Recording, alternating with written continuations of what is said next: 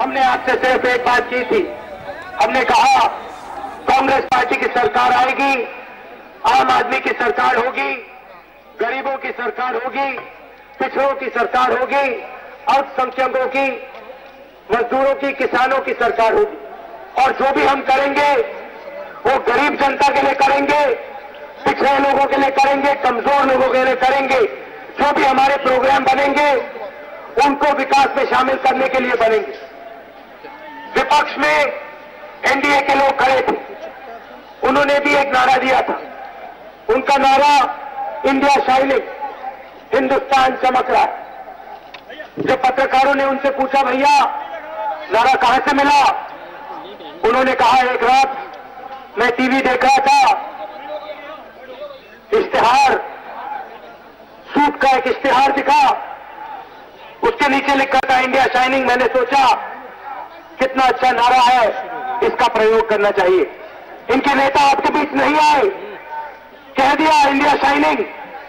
क्या आपका बुंदेलखंड चमक रहा था उस समय? चमक रहा था? गांव में चमक थी? बिजली नहीं थी, पानी नहीं था, रोजगार नहीं था, और ये लोग कहते हैं इंडिया शाइनिंग, चमक रहा है हिंदुस्तान। हम आए, आपके बीच आए और आपसे पूछा क्या करना चाहिए। आपने हमें बोला चित्रकूट नहीं, गांव में रोजगार नहीं मिलता, शहरों में रोजगार मिलता है, गांव में रोजगार नहीं मिलता। क्यों नहीं है आप एक ऐसी योजना बनाएं जिससे गांव में रोजगार मिले। 100 दिन 120 रुपए प्रतिदिन, 12,000 रुपए हर मजदूर को हमने देने की बात की। गारंटी किया कि जो भी इस देश के लिए काम करना चाहता है, पसीना देना चाहता है, उसे हम रोजगार देंगे। विपक्ष के लोगों ने क्या कहा? मायावती जी खड़ी हो गई, कहती है रोजगार योजना से किसी को फायदा नहीं होगा। नाटक है कांग्रेस पार्टी का। बीजेपी के लोग खड़े हो गए और पार्लियामेंट हाउस में हमसे पूछते हैं इस योजना के लिए पैसा कहां से आएगा। मैं उनसे पूछना चाहता हूं, आज हिंदुस्तान में प्रगति आई, पैसा आया, कहां से आया? आप लाए इस पैसे को, आपने काम किया, आप महाराष्ट्र गए, सड़कें बनाई, दिल्ली में मेट्रो बनाई, यहां खेतों में काम करते हो, इसलिए प्रगति आई हिंदुस्तान में। अगर ये किसी का पैसा है, आपका पैसा है, और इसको आप तक पहुंचाने का काम हम करते हैं। अब जाइए, किसी भी गांव में चले जाइए, आंध्र में जाइए, महाराष्ट्र, दिल्ली, हरियाणा, केरल, जहां कांग्रेस पार्टी की सरकार है, और पूछिए मनरेगा से क्या फायदा मिलता है। गरीब से गरीब लोग, दलित आपको बताएंगे कि मनरेगा से इज्जत मिली, रोजगार मिला। पहली बार ऐसा लगा कि सरकार हमारे साथ खड़ी थी, गांव में रोजगार मिला। और मायावती जी यहां कहती है किसी को फायदा नहीं होगा।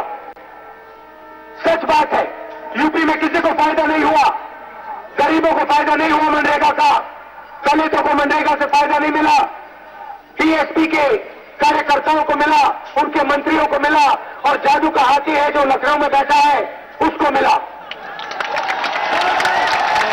लखनऊ में बैठा रखा है, लखनऊ में बैठा रखा है। आमतौर से हाथी घूमते हैं, सड़कों पे घूमते हैं, पत्ते खाते हैं, घास खाते हैं। जादू का हाथी आपका पैसा खाता है, आपकी मजदूरी का,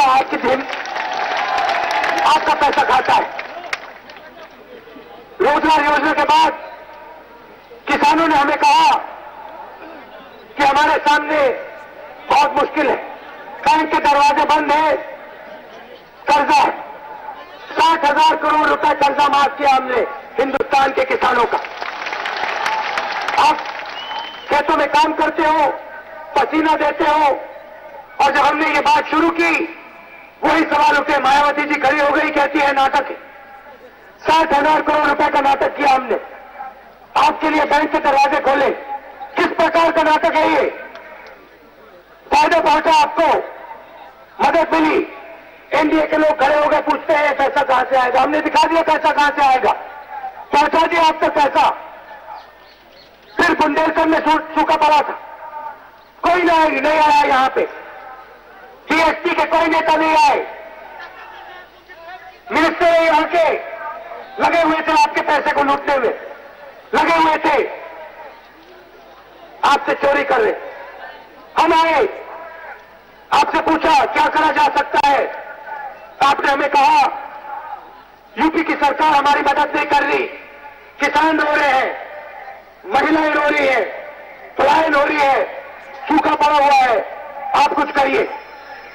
आपके लोगों को हम दिल्ली ले गए, डेलीगेशन को ले गए प्रधानमंत्री के पास, और प्रधानमंत्री ने कहा बुंदेलखंड की मदद हम करेंगे, अगर यूपी की सरकार नहीं करने वाली हिंदुस्तान की सरकार करेगी। 8,000 करोड़ रुपए यहां भिजवाए, मिला आपको 1 रुपया मिला? 1 रुपया मिला?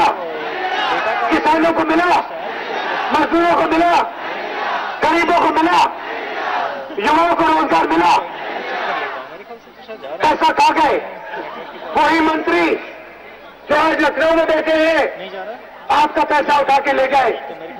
टीएसपी के लोग आपका पैसा उठा के चोरी करके ले गए। विकास ऐसे नहीं होती, चोरी से बदलाव नहीं आएगा। एक तरफ हाथी, दूसरी तरफ साइकिल। बड़े बड़े नारे लगे हुए हैं लखनऊ में, उम्मीद की साइकिल। 3 बार मुख्यमंत्री बने मुलायम सिंह यादव, 3 बार, और अब कहते हैं उम्मीद की साइकिल। जब उनकी सरकार थी, बुंदेलखंड की जनता ने उन पर उम्मीद की थी, तो बिजली मिली आपको, पानी मिला, विकास मिला, आए वो यहां? एक बार नहीं आए। जिस प्रकार की उम्मीद, पुलिस वालों की भर्ती की, सबसे पैसा लिया, वही पुलिस वाले आप पर अत्याचार करते हैं, आज वही आप पर दबाव डालते हैं। एक एफआईआर नहीं होता था उस समय, गरीब व्यक्ति एफआईआर नहीं डाल सकता था, पुलिस स्टेशन में गुंडे बैठे हुए थे।